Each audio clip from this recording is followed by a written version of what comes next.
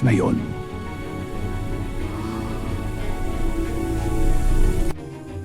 Ito na ata ang kayamanan na sinasabi ni Ming. Kuya, ayan na nga!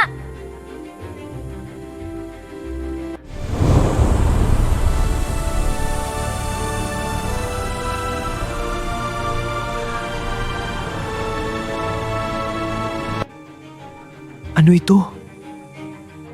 Ito ba ang kapangyarihan ni Ming? Ramdam ko ang aking kapangyarihan sa malayo. Nagtagumpay na kaya sila, Marco? Ming, pagmasdan mo ang mangyayari sa baryong ito. Lahat ng tao luluhod sa akin. Panahon na para makilala nila kung sino ang tunay na Diyos. Ming! Ipagkatiwala mo muna sa akin ang kapangyarihan mo. Ililigtas ka namin!